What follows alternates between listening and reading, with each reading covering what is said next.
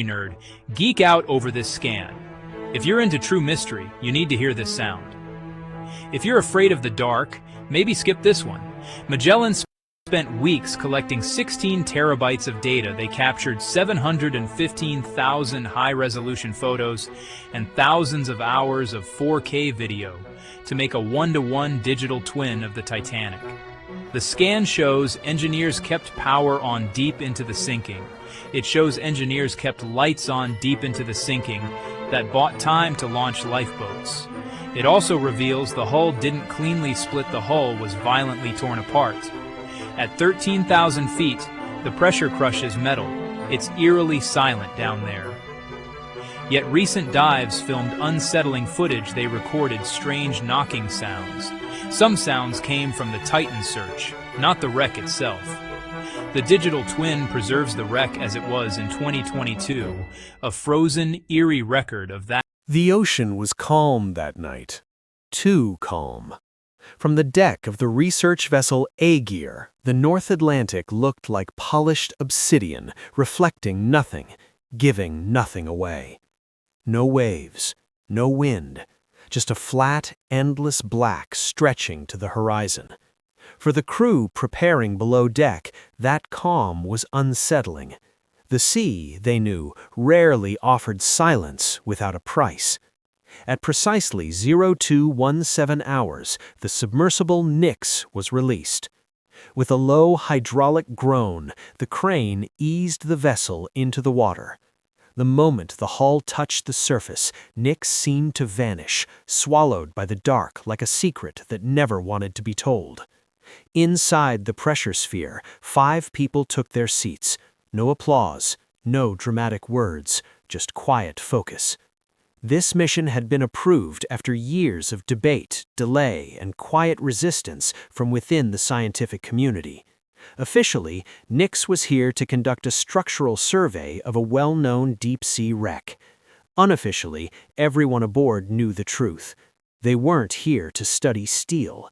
They were here because something had been responding. As ballast tanks flooded, Nyx began its descent. Sunlight vanished within minutes. Blue faded to indigo. Indigo collapsed into black. The viewport became a mirror, reflecting only the crew's own faces, tight, pale, and silent. At 800 feet, the pressure outside was already unforgiving.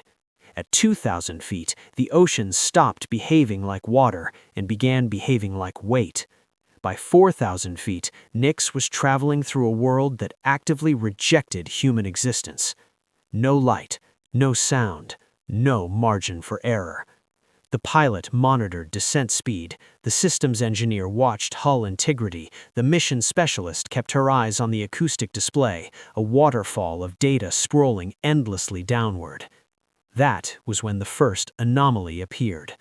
A thin, vertical spike cut through the noise. She frowned and leaned closer to the screen. That's not background. The pilot didn't look away from his controls.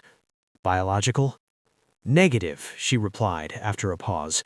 Too regular, too narrowband. Another spike appeared. Then another. Not loud, not aggressive, just persistent, like something testing the water, literally and figuratively. The sound wasn't coming from around them, it was coming from below. Nyx continued its descent, and with every 1,000 feet, the signal grew clearer. Not stronger, clearer, as if distance wasn't weakening it, but refining it. At 1 mile down, all natural sound vanished. The ocean here was so still, it bordered on sterile. Yet the signal remained, threading through the silence with deliberate patience. Tap, pause, tap, tap. The crew stopped speaking. They had all heard the recordings before, archived data from unmanned dives, old acoustic logs that were written off as interference, hull echo, or tectonic noise. But this was different. This was happening now. The mission specialist swallowed. It's matching our descent rate. That got the pilot's attention. You're saying it's tracking us? I'm saying the relative distance isn't changing. No one laughed.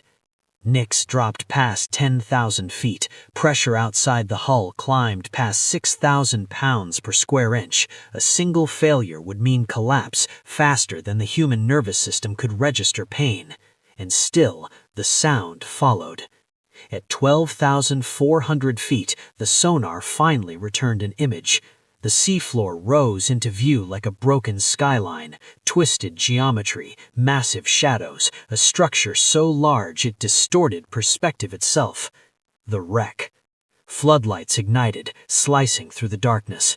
Steel emerged, ancient, corroded, draped in mineral growth, a ship that died violently and never been allowed to rest. Time had softened its edges, but not its presence. Even in ruin, it dominated the abyss.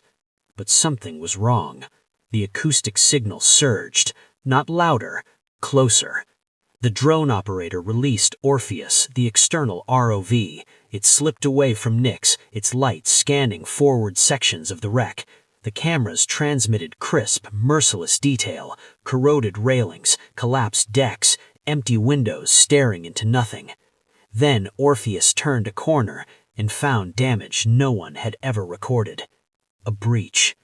Not a collapse, not corrosion, a rupture. Steel plating bent outward, torn as if forced from within. The edges were raw, too clean, too exposed. Marine growth hadn't yet claimed it. This was new. The tapping stopped. Every system aboard Mix was suddenly very quiet.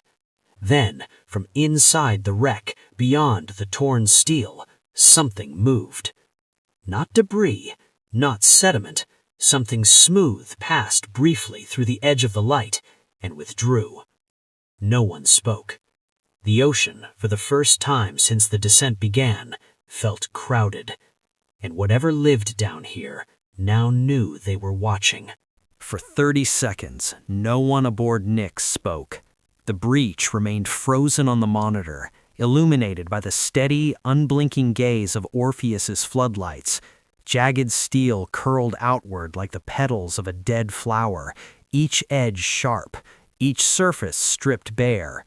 No rusticles, no silt, no biological overgrowth. It looked fresh. The mission specialist finally broke the silence. That plating should be layered steel, riveted, reinforced. The engineer nodded slowly. And it should be bent inward. Collapse pressure always goes in, never out. The pilot exhaled through his nose. Unless the force originated inside. No one liked where that thought led. On the acoustic display, the signal returned, not as a tap, but as a low, resonant vibration. It pulsed at irregular intervals, too slow for machinery, too stable for tectonic movement. It felt less like noise and more like presence. The surface ship was notified immediately. What you're seeing isn't consistent with recorded damage. Proceed with caution. Maintain visual only. Visual only. No physical contact, no sample collection, no entry. That was the rule. The rule lasted 47 seconds. Orpheus drifted closer, drawn by a current that shouldn't have existed inside a sealed wreck. Fine particles swirled inward, not outward, as if the hull itself was breathing. The drone's lights pierced the darkness beyond the rupture. Inside, the corridor was intact. That alone was impossible. According to all known surveys, this section should have collapsed decades ago. Instead, the walls stood firm, the ceiling unbroken. Personal effects lay undisturbed on the floor. A shoe, a folded scrap of fabric, the outline of a door that never opened. The tapping returned. But now, it wasn't metallic. It was dull, muffled, organic. The sound engineer adjusted filters, isolating the frequency. His face tightened as data scrolled across the screen. "That's displacement," he said quietly. "Something moving through dense material." "Water current?" someone offered. He shook his head. "No turbulence pattern, no pressure differential. It's localized." Something was moving, and it was moving inside the ship. Orpheus advanced. The corridor ended at a closed bulkhead door. The steel was bowed, not from external pressure, but from repeated stress. Impact marks scarred the surface in a rough vertical pattern, as if something tall had leaned against it again and again. The drone's camera zoomed in. There were grooves, not scratches, indentations. The shape was wrong, too wide, too uneven, like impressions made by a soft surface pressing hard against metal. The tapping stopped. The vibration intensified. Nix's hull sensors registered a subtle pressure fluctuation, not enough to cause alarm, but enough to be noticed. "Pilot, we're getting feedback, low-frequency resonance." From what? From the wreck. That shouldn't have been possible. Dead steel doesn't resonate. The bulkhead on the screen shuddered, just slightly. Then something pushed from the other side. The metal bowed outward another inch. A long, pale shape slid briefly into view through the seam with a dorm at the frame. Smooth, featureless, it reflected the light not like skin, but like something coated in translucent film. It withdrew instantly. Orpheus froze. So did the crew. Then the acoustic channel exploded. A cascade of sound flooded the system, not loud, but overwhelming. Layered frequencies overlapping in complex patterns, as if multiple sources were communicating through the hull itself. The mission specialist ripped off her headset. "That's not noise, that's modulation." "Language?" the pilot asked. She didn't answer. The surface ship broke in, their comm gone. "Nix, we're seeing spikes across your telemetry. You need to pull back, now." But Orpheus didn't respond. Its thrusters fired. But it didn't retreat. Something was pulling it. Not physically, acoustically. The drone drifted sideways, scraping lightly against the corridor wall. The camera swung wildly, catching brief flashes of movement deeper inside the wreck. Slow, deliberate shifts in the darkness. Not one, more than one. The final frame transmitted before signal loss showed the bulkhead door, opening. Not breaking, opening, as if something inside had finally decided to let go. The feed cut to black. Nix shuddered. Every warning light on the console flickered once, then went silent. For the first time since the sinking, the wreck was no longer passive. It had noticed them, and it was responding. Power returned to Nix in fragments. First, the interior lights, dim, emergency white. Then the navigation screens, lagging, distorted. Finally, the acoustic systems, flooding the cabin with a low, omnipresent hum that no one remembered activating. The drone feed from Orpheus did not return. Instead, something else filled the monitors. A waveform. Not random, not chaotic, structured. The engineers stared at it in disbelief. This isn't interference, it's organized, layered harmonics repeating intervals. The mission specialist felt a slow, creeping realization. Like echolocation? "No," he said. "Like call and response." Nix's external sensors registered movement along the wreck's interior, multiple vectors, slow but coordinated. Whatever was inside the ship wasn't scattered, it wasn't reacting blindly, it was repositioning. The surface ship ordered an immediate abort. Ballast release was authorized. Nix's ascent systems engaged. Nothing happened. The pilot tried again. "Ballast isn't responding." "Manual override," the engineer snapped. Still nothing. Nix wasn't stuck, it was being held. Outside the viewport, fine sediment lifted from the seabed, not in clouds, but in narrow streams that flowed toward the wreck's broken openings. Water pressure shifted in subtle, unnatural gradients. The ship wasn't collapsing, it was inhaling. The hum intensified, vibrating through the hull, resonating with the submersible's pressure sphere. Instruments began to drift off calibration, needles twitching as if confused by the environment itself. Then came the voices. Not sounds, patterns. The acoustic engineer isolated a band and slowed it down, converting vibration into audible range. What emerged wasn't speech, but rhythm layered over rhythm, like a biological process repeating across multiple scales. The mission specialist whispered, "That's not communication between individuals." "What is it then?" the pilot asked. She swallowed. "It's a system, a colony." The realization hit them all at once. The Titanic wasn't inhabited by a creature. It was inhabited by many, functioning as one. Something adapted to pressure so extreme that steel meant nothing to it. Something that didn't chew or tear, but resonated, using vibration to weaken metal over time, opening pathways without explosions, without heat. A life form that didn't break the ship, it grew into it. A new feed blinked onto the screen. Orpheus. The drone's camera flickered back to life, but the perspective was wrong. It wasn't floating freely. It was embedded, partially fused into the wreck's interior wall, its casing coated in a thin, translucent film that pulsed faintly with each acoustic wave. The drone wasn't damaged. It was being studied. The camera panned, not by Orpheus's control, but by external force. The light revealed the interior cavity beyond the bulkhead. The space was vast, larger than ship schematics allowed. Walls curved unnaturally, softened, reshaped over decades. The original steel framework was barely visible beneath layers of pale organic structure, veined, semi-rigid, alive. And within it, movement. Slow, synchronized contractions rippled through the walls. Not limbs, not bodies, something closer to musculature distributed across architecture.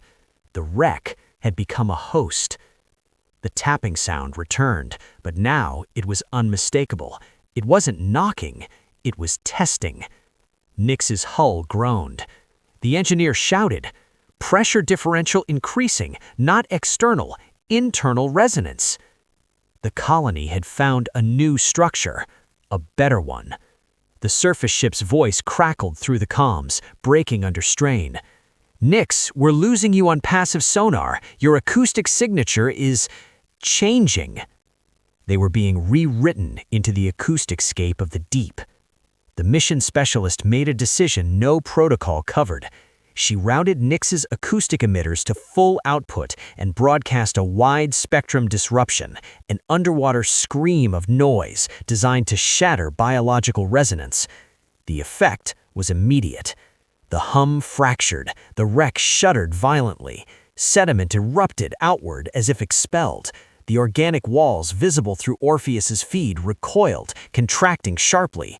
The translucent film around the drone ruptured and peeled away. Nix lurched free. Ballast released, the sub began to rise. But before the feed cut out again, Orpheus transmitted one final image. Deep within the transformed hull, beyond the light of sight, the organic structure pulsed once, slow and deliberate. Not in pain, in recognition. The ascent was uncontrolled, violent, silent. Systems failed one by one, but buoyancy carried Nix upward whether it wanted to or not.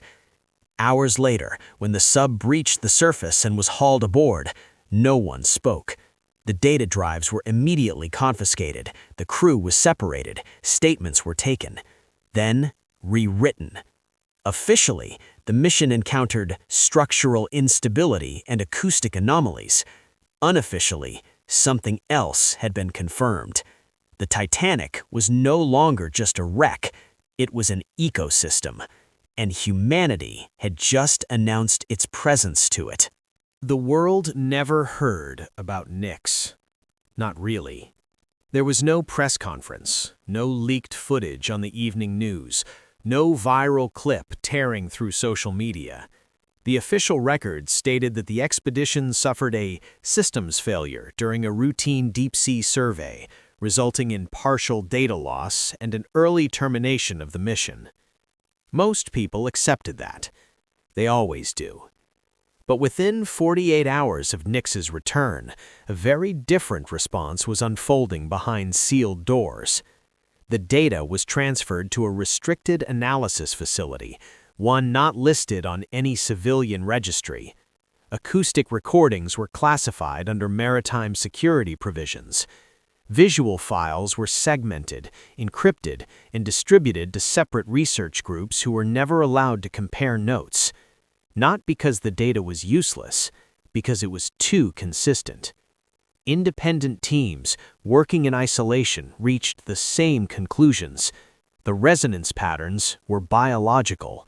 The structural alterations were deliberate. The colony showed signs of learning, and most disturbingly of all, it showed avoidance behavior. Whatever lived within the wreck had reacted specifically to Nix's acoustic countermeasure. It didn't flee randomly. It withdrew in a patterned way, retreating deeper into the structure while preserving key pathways. It understood threat. One internal memo, later leaked in fragments, summarized the concern in a single line. "We are not observing an organism adapting to the environment. We are observing an environment adapting around an organism." Further analysis of the acoustic data revealed something else.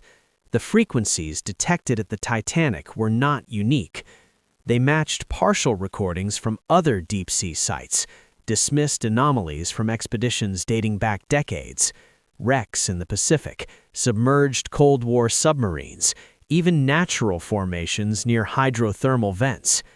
Individually, the data meant nothing. Together, it formed a pattern.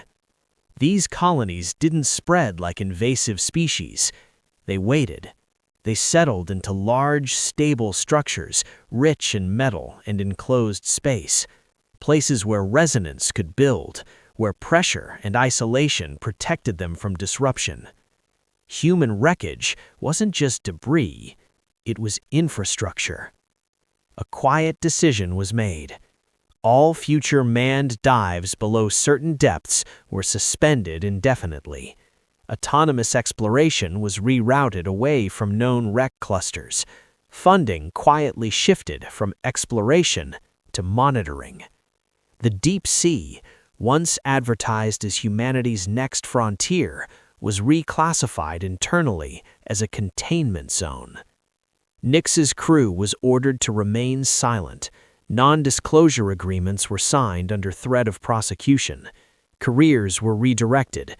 Some retired early. Others disappeared into classified programs they could never talk about. But silence has a flaw. Sound travels. 6 months later, a seismic monitoring station off the mid-Atlantic ridge recorded something unprecedented. A low-frequency pulse, not an earthquake, not volcanic activity, a resonance event. It lasted 12 minutes. Across the ocean floor, dormant sensors activated one after another, picking up the same signal in staggered intervals, as if something vast were testing its reach.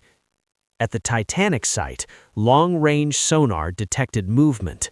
The wreck hadn't collapsed, it had changed shape. Entire sections had sealed themselves off, while new openings appeared in places previously intact. The colony was no longer merely inhabiting the ship, it was optimizing it. The final internal report, never meant to leave secure servers, ended with a question no one could answer. If these organisms require pressure and darkness to survive, what happens when human activity brings them both? Because the deep sea was no longer as isolated as it once was.